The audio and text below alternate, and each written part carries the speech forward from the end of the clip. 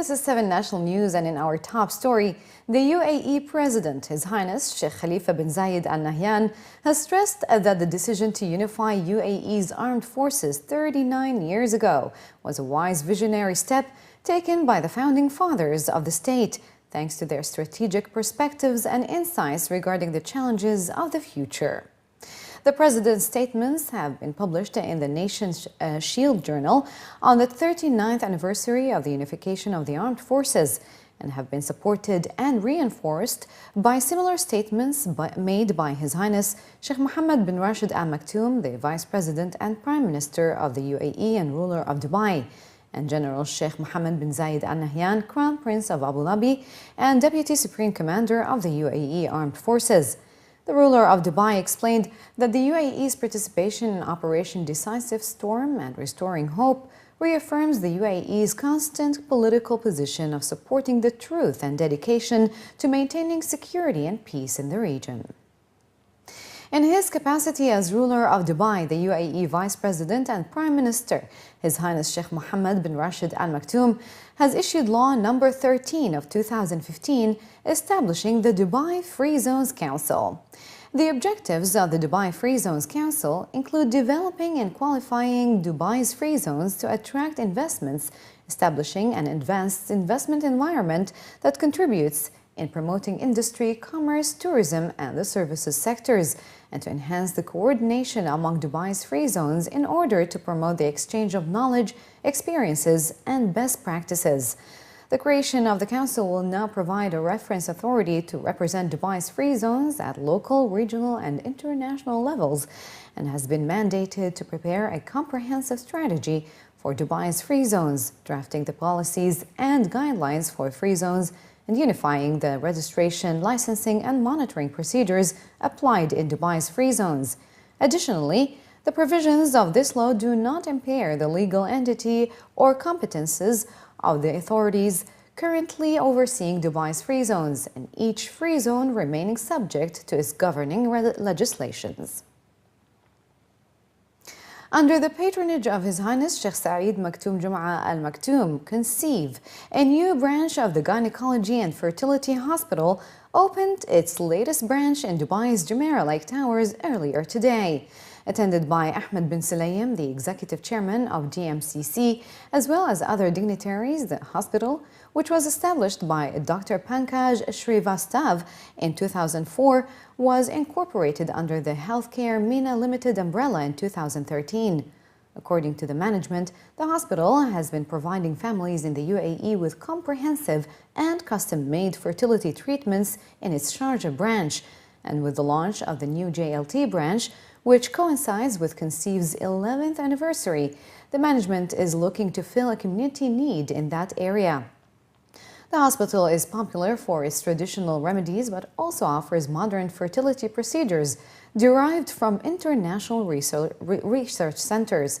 The founder, Dr. Srivastav, himself has devised several new techniques, with his contributions to the field of fertility medicine, including pioneering work in ovarian hyperstimulation and surgical retrieval of sperm, which both are now routine techniques in fertility units all over the world.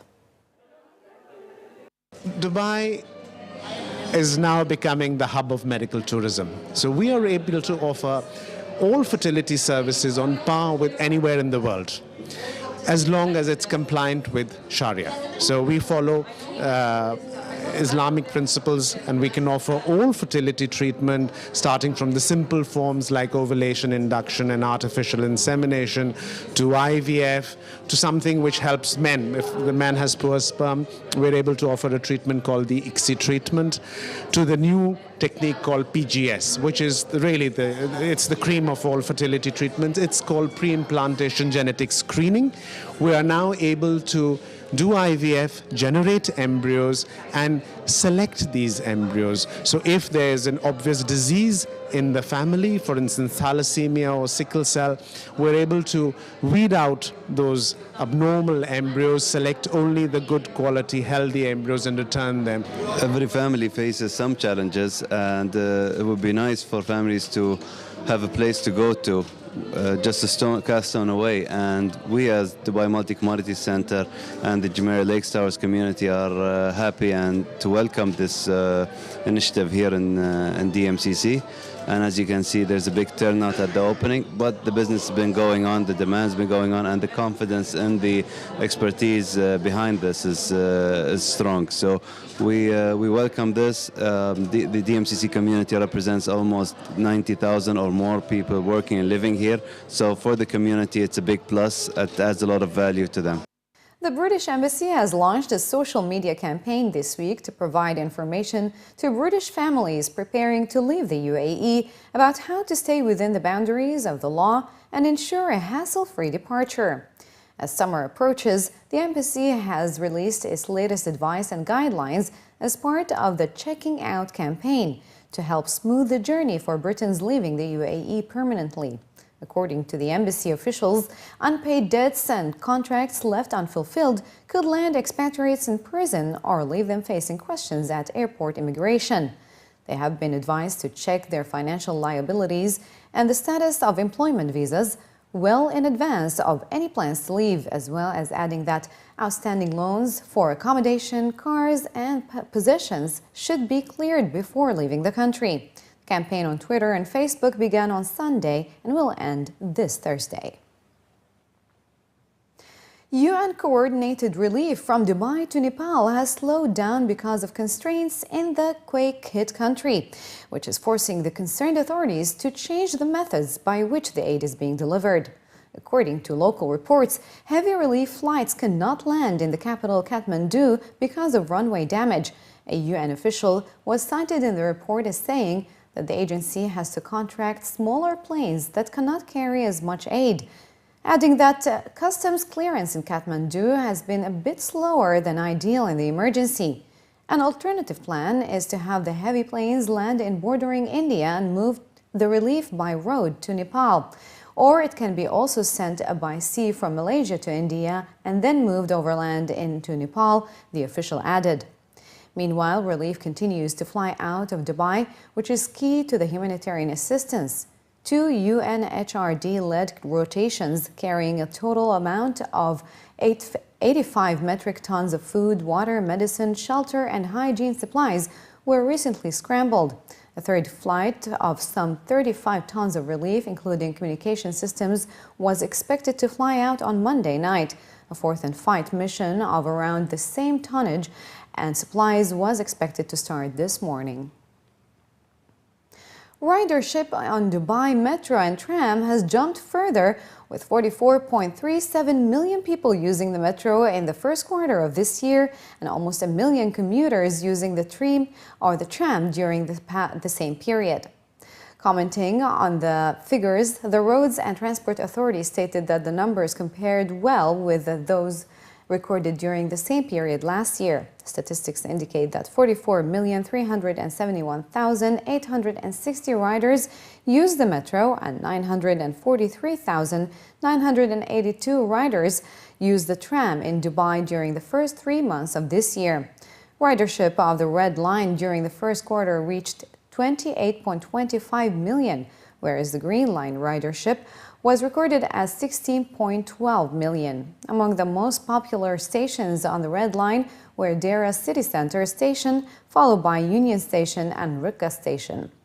On the Green Line, Al Fahidi Station topped the ridership list, followed by Banias and Al Ghubeba. Among the tram stations, Dubai Marina Station had 249,196 riders, followed by JLT Station with just over 121,000 riders, and JBR 1 Station recording just over 115,000. And finally, in the bulletin, the Emirates Foundation has officially launched the latest edition of Think Science Fair 2015 in partnership with the Ministry of Education and Abu Dhabi Education Council, inviting UAE's top scientific minds to display their latest innovations at the region's biggest student scientific exhibitions, involving more than 500 Emirati students. While talking about the aim of organizing the science fair at the Dubai World Trade Center until the 7th of May, the Chief the Chief Program Officer at Emirates Foundation, Mayth Al-Habsi, said that bridging the skills gap in the science sector is a top priority of Think Science. And the foundation firmly believes that the sustainable future for the UAE lies in the power of talented youth. Mayth Al-Habsi stated that the event aims to provide youth with that critical spark while encouraging them to take up both science and technology and embark on an exciting and rewarding career in this key area. Launched in September 2012, Think Science is an interactive program targeted towards young people between the ages of 15 and 24. And according to event officials, the fair aims to inspire, encourage, and empower Emirati youth to follow their passion for science. More than 200 projects representing the work of more than 550 Emirati youth are displayed at the fair, encouraging the local youth from schools and universities to participate in an innovative national-level science competition. The creative scientific project of the students will be reviewed and evaluated by the judging committee to determine the winners at a ceremony due to take place on May 25th this year. We have about 40 companies and institutes participating with us. Really, the purpose of this is to connect both sectors. So we have a lot of Emiratis who still want to know more about their career path and the science field, and want to know more about what is the sector really about. And there is a lot of companies and a lot of organizations in the field of science and technology that want to be connected with talents, with Emirati talents who are excited about the science field. So I think this is extremely important because we connect both worlds together, and hoping every year that through these connections and through these platforms we can see more support given to Emirati talents.